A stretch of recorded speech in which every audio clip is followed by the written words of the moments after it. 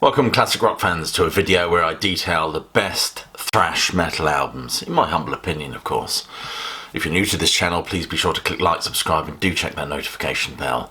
And why not check some of the links below this video for ways you can support the sterling work done at Classic Album Review. It's always much appreciated. Metal these days has become quite nuanced and quite a thorny issue to grapple with, but these are what I consider to be the best thrash metal albums. And do stick around to the end, because at the end there'll be a few honourable mentions. Number 5 on my list is Exodus, Bonded by Blood from 1985. Now this band had already accrued a vast underground following due to the fact that I think demos and live recordings are already available before this record was released. And after Metallica make it big, there's a void there to be filled, I think. Martin Popoff describes this band as doing what Metallica did best and doing it with killer underground savagery. Every track on this album is bludgeoning and unrelenting. In fact, the original title of the record was A Lesson in Violence. And there's no let up on this album from the word go. The energy that this band produces is absolutely intense. Devastating power riffs and what feels like amphetamine-fueled drumming, not to mention some incredible solos. The vocals by Paul Baloff, or Baloff, not sure how you pronounce his name, have almost a punky sort of sneering quality, almost perhaps anticipating that melding of punk sensibilities with metal that we got with grunge. I love the album cover, the idea of good and evil conjoined, the schism, which is what the band seem to be delighting in here. Stand-up moments on this record are A Lesson in Violence, Piranha, which really has some bite, excuse the pun, and Deliver Us to Evil, which I rather enjoy. Strike of the Beast is also the stuff of Metal Nightmares, and a shout has to go out to the wonderful production on this album, which was handled by Mark Whitaker. Number 4 is Anthrax, Among the Living from 1987. Disease, disease, spreading the disease. What an opening line that is for any album.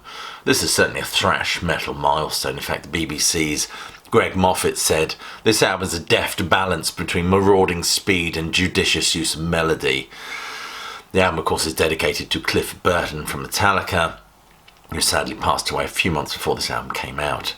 In fact, they were on tour with Anthrax at the time of Anthrax as the opening act. Also, it has been noted that veteran engineer Eddie Kramer co-produced this record. This is a fascinating thrash album that one can detect numerous influences, especially drawing from punk, I think, classic rock, as well as the new wave of British heavy metal.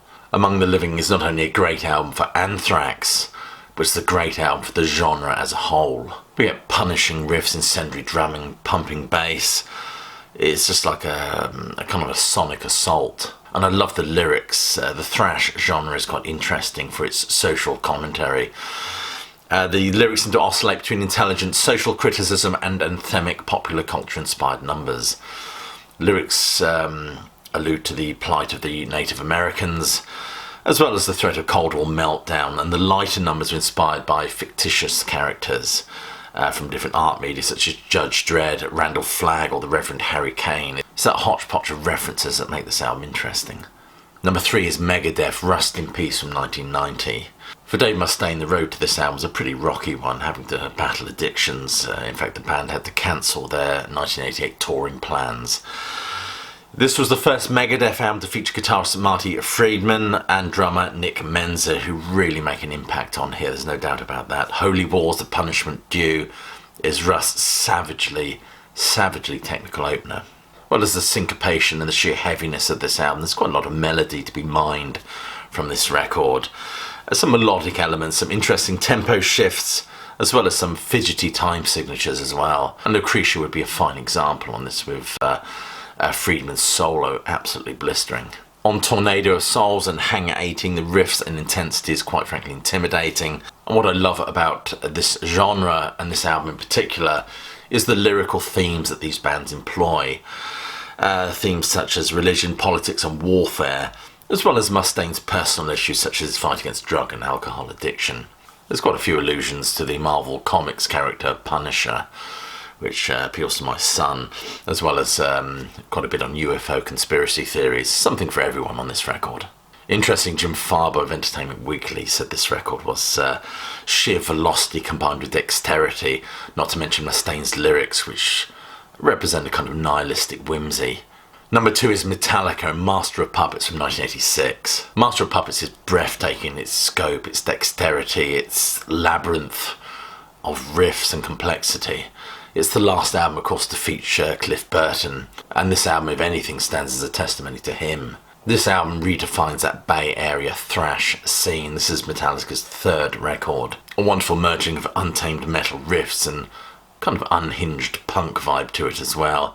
In fact, if I may quote Wikipedia, Master of Puppets features dynamic music and thick arrangements. Metallica delivered a more refined approach and performance compared to the previous 2 albums, with multi-layered songs and technical dexterity. This album represents a rawness that has a wounded quality as well, but it's also beautiful in its exploration of melody. This album now rampages through the public unconsciousness, especially since it was used brilliantly in Stranger Things. But it has a wounded and mesmerising quality to it. And Phil Bragand of Pop Matters said this record is almost reminiscent of Phil Spector's Wall of Sound in terms of its production aesthetics. As I've said, this genre was distinctive in terms of its social commentary and social issues that it would highlight in on its albums and songs, rather than the usual sort of dumb topics that you would get with other metal bands. If Queensryche and Iron Maiden were laying the foundations for what would become progressive metal, then thrash, with its own twisted tributaries feeding into that ebb and flow of the metal genre, certainly existed on its own terms. And the songs beautifully explore things like control and abuse of power, and the lyrics describe the consequence of alienation, oppression, and feelings of powerlessness. Master of Puppets, masterful stuff. And number 1 is Slayer, Rain in Blood from 1986. This album rattles along for just 28 minutes and 58 seconds, but it manages to achieve everything within its short running time. Rick Rubin wanted to emphasise the aggressive guitar sound, and Dave Lombardo's incendiary drumming very much is key to this band's sonic identity.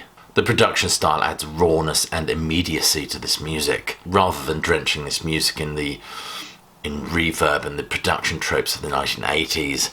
Their first 2 albums as well were, I think, reverb to sound kind of spooky.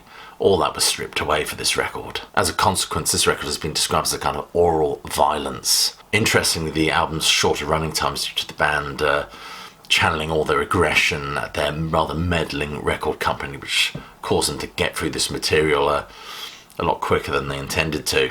Overall, this feels like a piece of well-crafted spleen venting in musical form. The opening song is about Joseph Mengele, the Nazi doctor. In fact, the first word of the song, Auschwitz, certainly grabs our attention, and it doesn't let up all that frothing and shouting.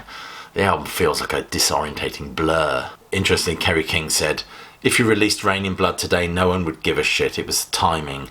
It was a change in sound. In thrash metal at that time, no one had ever heard of good production on a record like that. It was just a bunch of things that just came together at once."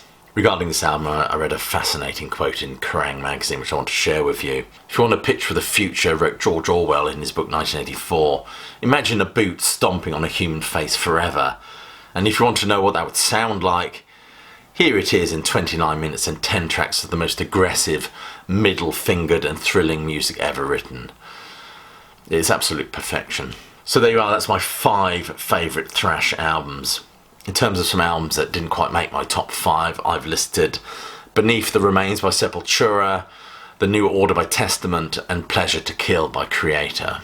If you made it to this point, I'd like to thank you for doing just that, as it all helps the algorithm, so to speak, and why not go a notch further and give it a like and leave a comment just below. Anyway, thank you so much for watching. I will leave you with my usual closing salvo, which is I hope you're well, staying safe, but more importantly that you keep listening.